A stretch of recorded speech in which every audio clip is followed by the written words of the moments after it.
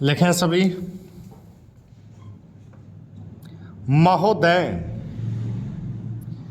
मैं अपने बारे में कहता हूँ। जब मैं छोटा था और कॉलेज में पढ़ रहा था, तब रूस और जापान के बीच युद्ध छिड़ा। उस समय समाचार पत्रों में जापान के संबंध में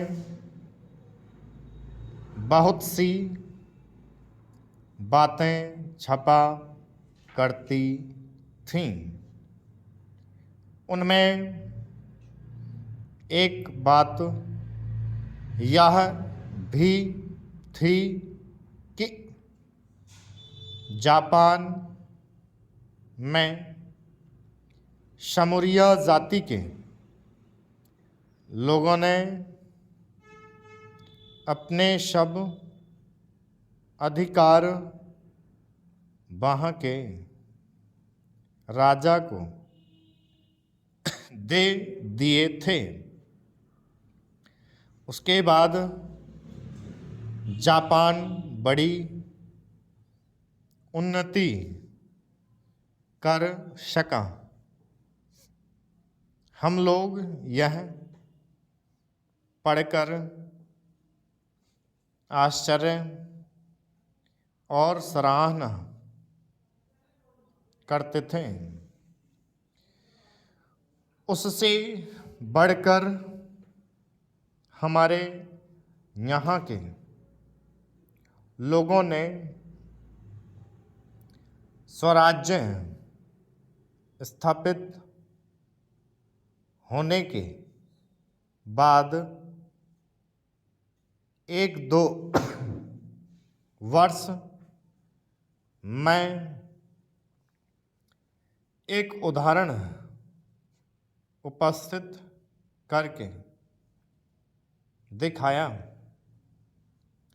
हम भी अपने हजारों वर्षों के इतिहास को नहीं भूलेंगे।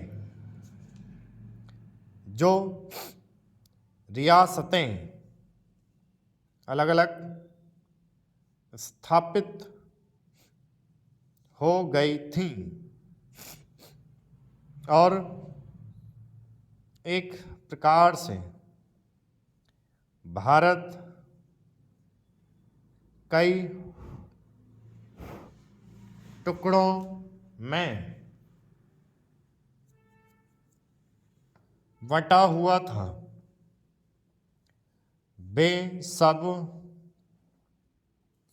टुकड़े एक हो गए। आज ब्रिटिश भारत और देसी रियासतें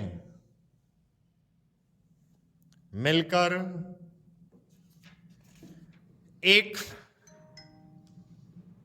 हो गई हैं। उसके बाद हमारे सामने यह प्रश्न आया कि भारत के लोग केवल स्वराज्य से ही सुखी नहीं हो सकते। उनको किसी न किसी प्रकार सुखी बनाना है। इस संबंध में सरकार ने अपनी ओर से प्रायः सभी राज्यों में जमींदारी और जागीरदारी उन्मूलन के कानून उपस्थित किए हैं और वे कानून पास हुए। प्रसन्नता की बात तो यह है कि बहुत से स्थानों में कानून उन लोगों की स्वीकृति से तथा उन लोगों की सलाह से पास किए जिनकी जमींदारी और जागीरदारी समाप्त हो जानी थी। यह भी देश प्रेम का उदाहरण है। उन लोगों ने अपनी संपत्ति का त्याग इसलिए किया कि उससे सारे देश को लाभ पहुंचे। वह काम भी लगभग पूरा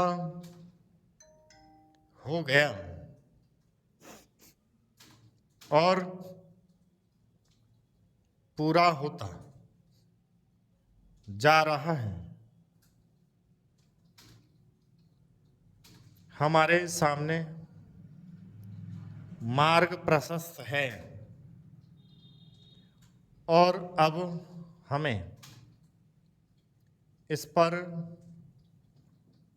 चलने की शक्ति चाहिए। हम में परस्पर कभी कभी इस प्रकार की संकुचित धार्मिक अथवा सामाजिक भावना देखने में आती है, जिसके कारण कभी कभी लड़ाई झगड़े हो जाते हैं। हम इस चीज को भी दूर करने का प्रयत्न कर रहे हैं। हमारे संविधान में स्पष्ट बता दिया गया है कि कोई चाहे किसी भी धर्म का क्यों ना हो, किसी भी जाति का क्यों ना हो, इस देश में सबको समान अधिकार हैं।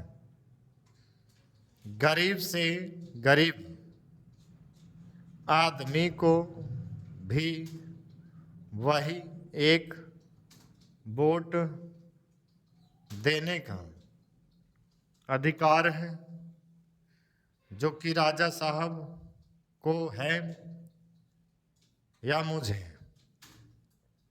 धर्म के नाम पर किसी प्रकार का भेदभाव नहीं किया जाता है। स्टॉप